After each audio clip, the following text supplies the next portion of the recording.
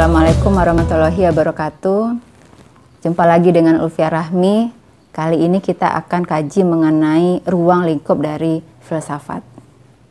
Filsafat muncul ketika manusia merasa membutuhkan pengetahuan untuk memecahkan masalah-masalah yang ditemukan dalam kehidupan sehari-hari. Dengan kemunculan filsafat itu berarti bahwa ruang lingkup dari filsafat pendidikan itu sangat luas. Sangat luas karena tidak ada batasannya. Seperti halnya masalah yang ditemukan dalam kehidupan sehari-hari, bahwa tidak semua masalah bisa diprediksi. Begitu juga dengan pengetahuan. Sehingga ruang lingkup filsafat itu menjadi sangat luas. Ketika ditanya seluas apa, jawabannya adalah seluas-luasnya. Kalau berfilsafat itu merupakan berpikir mendalam, sedalam apa? Ya, jawabannya adalah sedalam-dalamnya. Begitu juga ketika ada bahasan mengenai filsafat itu berpikir tinggi, ya begitu juga setinggi-tingginya. Jadi tidak ada batasan dalam berpikir dalam berfilsafat.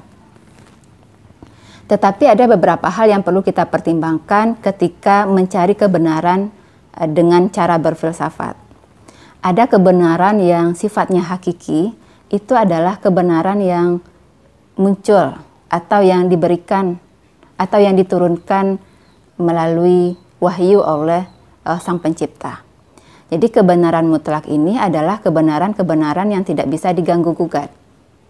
Misalnya terhadap kebenaran terjadinya alam semesta. Banyak teori yang mencoba memecahkan masalah bagaimana terbentuknya dunia dan galaksinya. Ada teori Big Bang. Teori itu menyatakan bahwa segala yang ada pada galaksi itu terjadi karena ledakan yang sangat besar. Tetapi pada saat kita punya keyakinan dan bersandar kepada kebenaran mutlak bahwa itu adalah ciptaan dari Allah Subhanahu wa Ta'ala. Yang kedua, kebenaran yang sifatnya kebenaran ilmiah, kebenaran yang diakui sebagai suatu kebenaran ketika bisa dibuktikan dalam kajian-kajian metode penelitian. Dengan mengikuti metode penelitian tertentu, banyak kemudian ditemukan kebenaran, itu dinilai sebagai kebenaran yang ilmiah. Kebenaran yang bisa dipertanggungjawabkan secara ilmiah. Ada juga kebenaran yang lebih kecil ruang lingkupnya, itu kebenaran alternatif. Kebenaran alternatif yang tidak berlaku antar kelompok masyarakat. Ada kebenaran yang dianggap benar oleh kelompok masyarakat tertentu sesuai dengan budaya lokalnya, tetapi di lain tempat itu bisa saja sangat berbeda. Dan yang terakhir yang tidak disarankan adalah kebenaran yang membenarkan, artinya membenarkan sesuatu yang tidak sepatutnya dibenarkan. Itu adalah kebenaran yang paling rendah posisinya. Ruang lingkup mengenai filsafat pendidikan ini juga terkait dengan bahasan mengenai ontologi, epistemologi, dan aksiologis. Ontologis itu terkait dengan apa? Hakikat dari suatu objek. Jadi pada saat kita membahas suatu kajian, ontologisnya seperti apa? Apa hakikat yang kita bahas? Kemudian komponen berikutnya, epistemologi merupakan cara untuk mendapatkan kebenarannya, cara untuk melakukannya. Sedangkan aksiologis terkait dengan manfaat atau kegunaan dari ontologis dari suatu keilmuan.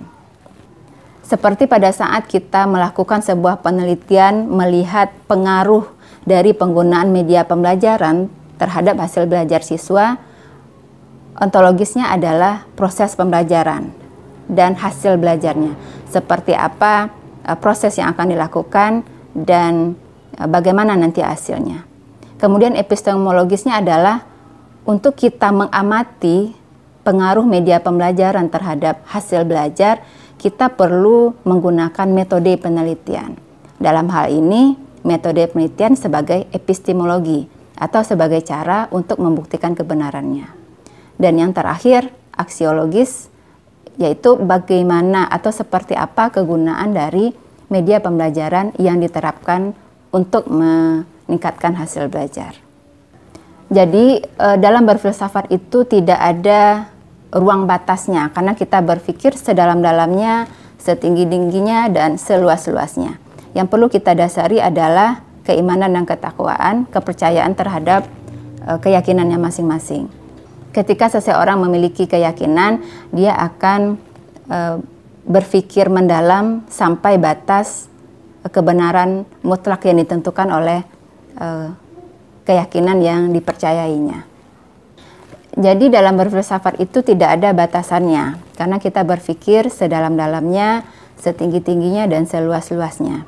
Yang perlu kita lakukan adalah kita berpikir dalam kerangka seperti apa. Ketika itu sudah sampai kepada tataran kebenaran mutlak, yakini apa yang sudah dipercayai bahwa itu adalah kebenaran dari Sang Pencipta. Tapi selagi itu dalam kerangka kebenaran ilmiah, alternatif, dan kebenaran yang dibenarkan, itu tidak ada batasannya.